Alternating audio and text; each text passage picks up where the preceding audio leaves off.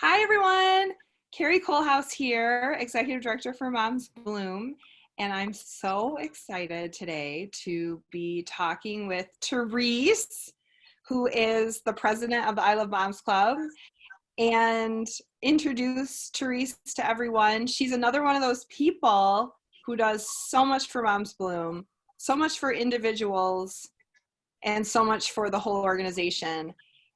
But she kind of flies under the radar. Like, she just does it, and she doesn't really ask for a whole lot in return. So today I'm giving her one little thing in return, which is the opportunity for people to know all the cool stuff that she's doing and how much of herself and her time she's giving the organization. So Therese, thank you for agreeing to do this during these crazy times when we have to lock ourselves in rooms. Absolutely. Yep. We're all in the same boat. Therese, tell me, first of all, I probably know the answer to this question, but so that everyone knows the answer, how did you first find out about MomsBloom? So I found out about them about 9 years ago. When my son was born, we were at a breastfeeding support group and through Spectrum, and they definitely talked up the group about MomsBloom a lot, and just the support and having them. And it's when I first started heard about them, and then I used them with my second child. Mila is 8, so I have an 8 and a 9-year-old right now, and so I used them with my second child when I had 2 little kids under the age of 2. And just now it's like, I need help. That's where I was at. And so it was I wish I would have done it with Aiden, my firstborn, but I'm really glad that I actually put myself out there and said, I need help, and got the help with Mila. Why do you think that's so hard for people to ask for help in this really challenging, vulnerable time of life? I think it's ingrained in us to we're supposed to be able to do it. We're supposed to be able to do it all. And we have something to prove, oh, I don't need help. I can do this.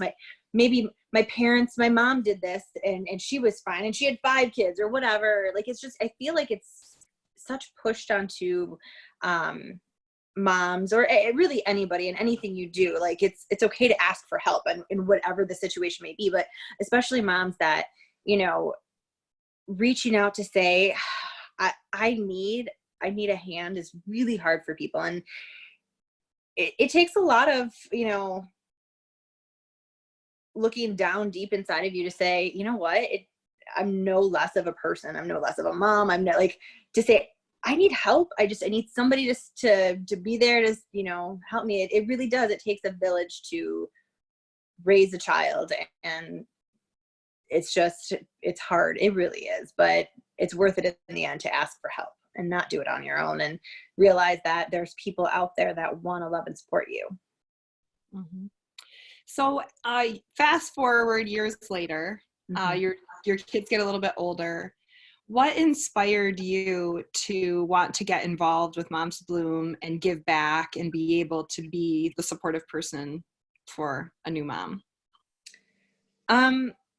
So after, the two kids, just financially, we weren't able to write the check or, and donate. And with 2 little kids, I wasn't able to donate my time. But I was raised that, you help people, you give back, you do things that you can. And so I always told myself after, I finished my MomsBloom volunteer coming to help me, I said, when I have the opportunity, I'm going to give back, because at some point my kids are going to be in school full time. And I am going to be able to have a little bit more time for me. And that's the point where I'm going to say, this is the time I get to give back. So, I'm very fortunate that, schedule wise, I don't work a 9-to-5 job. I have that free time during the day that I can give that to somebody else. So it just I told myself, and I held myself to it, of this is the time I'm going to do it. I'm going to give back. And then it just kind of fell into my hands. So tell me about your first experience going into a home and volunteering with a mom. What was that like for you? So it was amazing. It really, it kind of brought me back to when my kids were little, and it just like, it brought up a lot of feelings too, of like, remember, like I didn't shower for a week because I didn't have time to shower, and to give that mom that opportunity to like, you go do and take care of you. I got this out here. Like I can take care of this. You go have a moment to yourself and just breathe for a second. And to have that mom, she used me as like a self-care time. So like she went into her room and, you know, PJs and robe, and came out, you know, glammed up and looking good and just feeling like a person again. She's like, oh, I just needed that, which it really, it makes your heart full, like or fills your cup, or whatever, however you want to refer to it as. But to know that like I could do that for somebody, and all I did was get to snuggle a baby and play with the dog. It really just, it made me happy. Like I walked out of there going, I feel good today. And I think you called me, I don't remember if it was after maybe your first intake visit that you did. You called me and you were so amped up. You were like, that was so amazing. Do you remember that? Yes. I called you after a couple of them because I was like, oh my God. Oh my God. I'm like, I have to call Carrie because she understands. Yeah, especially with this mom, I finished my intake with her and I said, I want to be your match. Like, I felt the click. I felt this connection. I said, like, I'm like, if you need somebody for that area, I said, you know, it fits my schedule. I can make it work, you know, and I would love to be this mom's match. I felt like it was a really wonderful, as we were talking, it was like, it was like sitting down at a table with a friend that I've been friends with for 20 years. And it was really cool. And I was like, oh, this is it. Something just clicked and you were like, I think for me, I've described it as like everything came into alignment. Yes. Like all my passion, all my own experiences coming into this one moment of like, oh my gosh, I'm serving this person in exactly the way that like I was made to serve. And it just feels good. I feel like the universe puts things in your path that they're supposed to be there. And that mom was definitely supposed to be in my path. It really is. I mean, just like when I started volunteering with MomsBloom, I mean, it really was, I kept saying I was going to do it. I moved away. I came back. And then, you know, Facebook's throwing the Bloom Awards, not the Bloom Awards. Yeah, it was the Bloom Awards, you know, like in my face saying, buy your ticket. Oh, I'm like, okay, I'm going to get my ticket. I'm going to do this. And I'm like, it's the universe saying, this is your time. Like, this is it. And so to be there for that mom, just really amazing. And she's a dear friend of mine, even today. That's fantastic. So you are president of the I Love Moms Club. I am. Which is such a cool title, maybe the coolest title. Tell our audience a little bit about what the I Love Moms Club is and why it's important to you. So the I Love Moms Club it's a club for donors that have a reoccurring donation every month that of $20 or more.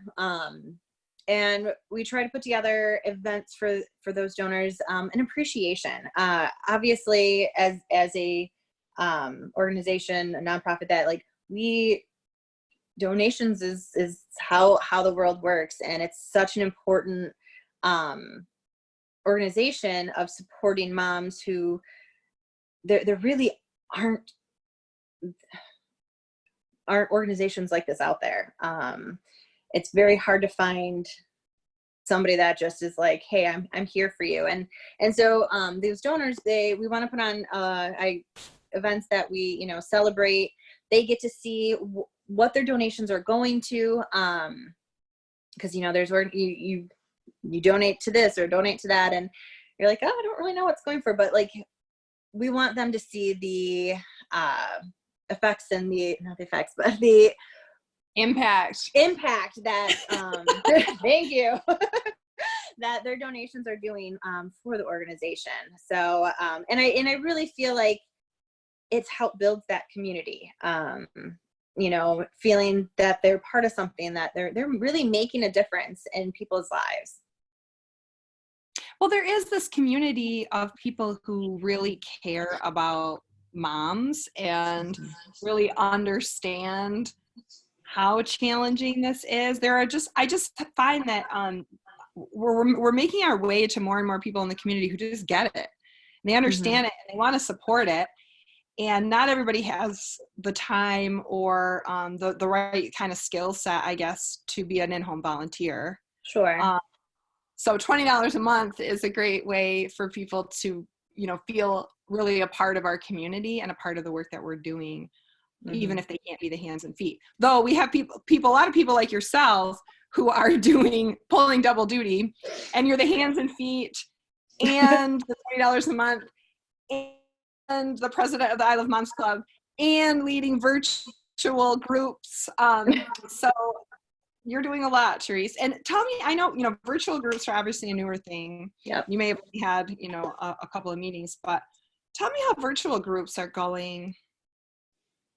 So I actually just had my first meeting with the moms, and it was really awesome. We all got on. It was really nice to be able to talk to other moms, and I think they really appreciated it too, of being able to talk about what's going on. Like, we're all feeling the same effects of what's going on in life right now. But to also hey, my baby, is not sleeping, or we're, trying to go through this, or we even talked about baby carriers, what kind of baby carriers we liked. And, just having that community. And even though we can't be in person to meet and have coffee and whatnot, it really does make a huge difference to be able to look at somebody and to have at least some contact versus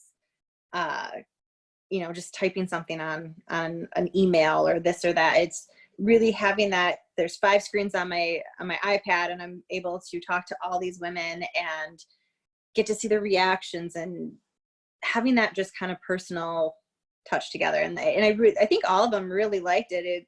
They had fun, and a lot of them were interacting and suggestions or this or that. Or we had somebody who had a couple older kids, and I did a teacher on. We're chit-chatting about, do you have suggestions on it's the older kids of how to help. So it's not just having a little baby, it's being a mom and going through all of this, and having that connection and being able to have that group of support of non-judgment. And this is my safe place with safe moms that we can just sit here and be like, hey, this is awesome. Mm-hmm. I think we're also starved for connection right now, that to be able to have genuine connection where that this is a non-judgmental forum. Right. It feels so great. So Mother's Day is coming up on Sunday, which it's going to be a super weird Mother's Day. So weird. I usually take my mom out to dinner or grill her or something, give her a gift, give her a hug, and it's going to be so weird. Not to see the moms in our lives. So I'm just curious, one woman to another, what does your heart most desire for Mother's Day this year?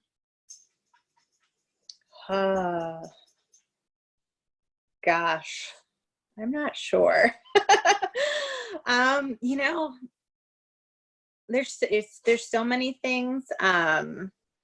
I was supposed to be on a momcation, actually, for Mother's Day. And unfortunately, due to everything, that got canceled. And so I'm kind of looking forward to, I think my kids get the fact that life is weird right now. And, I know that they're going to make it extra special for me, making me cards or gifts or pictures, whatever. So maybe just sleeping in maybe a little breakfast in bed. A little alone time, perhaps. Little alone time, because that doesn't happen very often anymore. But really, I think seeing the excitement of my kids, and like they get what Mother's Day is at 8 and 9, and they get that they get to celebrate me, and mommy gets to sleep in, mommy gets to not do anything. What can I do for you, mommy? So that will be a lot of fun. Yeah, I think so much of it, I mean, we focus a lot on what the gifts are, but I think so much of it is just the intention behind it, of setting aside a day that your kids and your partner or the people in your life appreciate what a special role you play as a mother, which I think so often unfortunately gets taken for granted. Right? The other 364 days of the year. So Therese, we're getting ready hopefully to start getting back in homes soon. What are you most looking forward to about getting back in homes as a volunteer? Snuggling babies. There was a couple babies in the peer virtual group. I mean, they wanted mama, so that's where they were at, and I was like, baby. It'd be nice, little babies, and joy being there for the mom.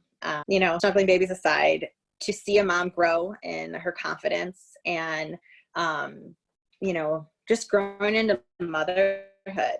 I mean, a lot of first-time moms, even second or third, like, you're adding some things, are changing, and it's not what life was, and to watch them grow into that confidence of like, I got this, I am super mom, like, that is really cool. And I think that's probably one of the better like things out of it all. I love snuggling babies, the smell of babies. Once I can give back and go home. I am with you. I'm also a known baby sniffer. And I realized that the first couple babies that I visit for MomsBloom, I might be sniffing through a mask, so I might not be getting a very good sniff at all, but that's okay. I'll take what I can get until we can get back in full swing.